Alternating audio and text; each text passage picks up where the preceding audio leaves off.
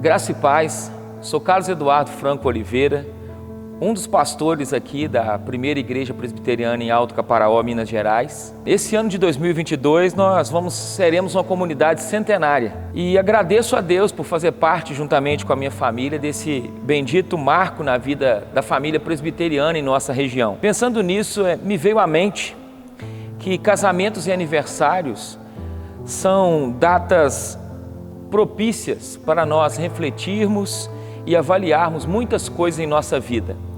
Nos proporciona boas oportunidades de agradecer, de refletir. Qual cônjuge não foi a uma cerimônia de casamento e ao presenciar aqueles votos feitos dos amantes ali diante um do outro e diante do sacerdote, não se viu fazendo reflexões e também análises necessárias? E o tema deste ano, escolhido por nossa liderança e comissão, é muito sugestivo, pois fala de um tempo de memórias e tempo de esperança. Memória aponta para o passado, não aquele passado saudosista, mas um passado cheio de boas recordações. Quanta coisa boa Deus fez a nós, as famílias, em 100 anos. Quantos servos fiéis, leais, cumpriram seu chamado nesse contexto centenário. E eu creio que toda a família presbiteriana em nossa cidade e região tem, com certeza, a bênção de olhar para trás, e como diz Jeremias,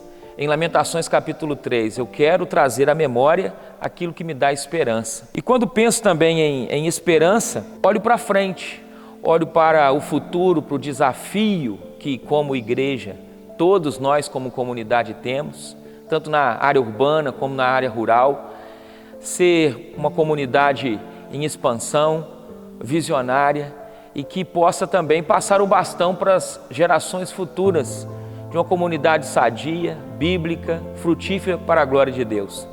E me veio à mente um texto bíblico que se encontra em Josué capítulo 3, verso 15 e 16. Nesse episódio, Deus separa as águas do Jordão e o seu povo caminha por terra seca. E o Senhor ordena ali, criem um memorial deste milagre.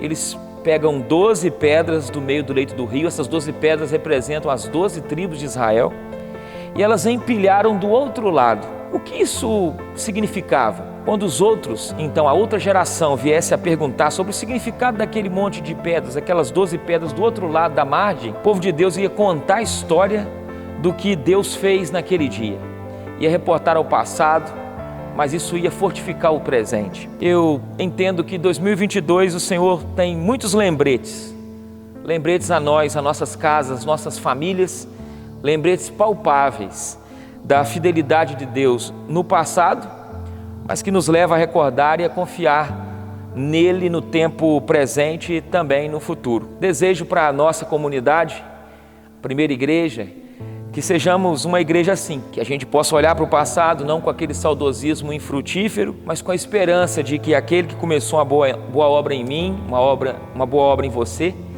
há de completar. Como diz o salmista no Salmo 105, verso 5, que devemos lembrar das maravilhas que ele fez, dos milagres que ele realizou e dos juízos que ele pronunciou. Que Deus nos abençoe. Pois bem, eu cheguei há 2 anos e um mês, já conhecia o contexto da Primeira Igreja. Para mim tem sido uma experiência extremamente edificante, a minha casa. Tenho aprendido a amar os irmãos nas nossas imperfeições. Claro, sou como todo obreiro do Senhor e na seara do Mestre, sou falho, e na minha alimentação tenho procurado servir aqui na área urbana com menos intensidade, mas mais focado realmente na proposta de cooperar na zona rural, e tem sido realmente de grande aprendizado para mim e de edificação em torno da Escritura em meio aos irmãos. Tenho observado desafios, como assim disse, desafios que apontam para o futuro.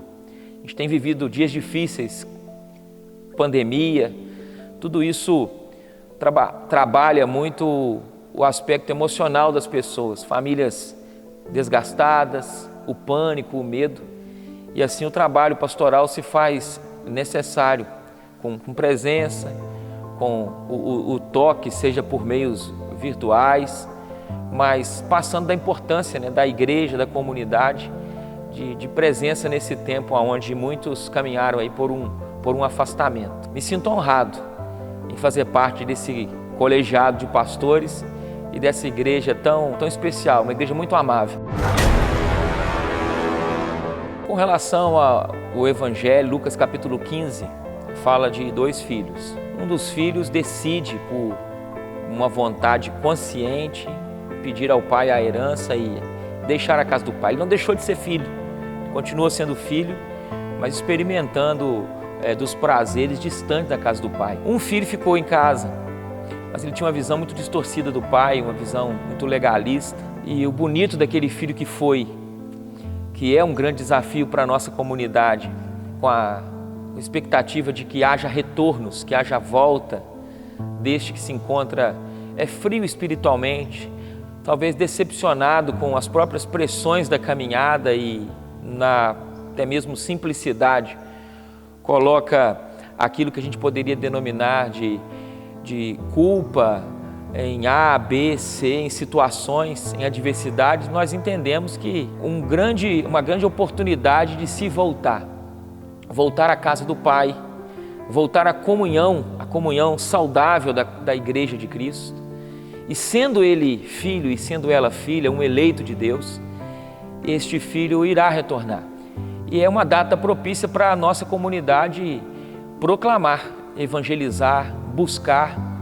Fazemos esse papel aí do bom pastor e encarnar essa mensagem de ir atrás, de gastar as solas dos nossos pés, de dizer o quanto é importante. Muitos irmãos que estão ausentes, distantes, que por um motivo, até mesmo a pandemia nesses últimos 2 anos, se distanciaram.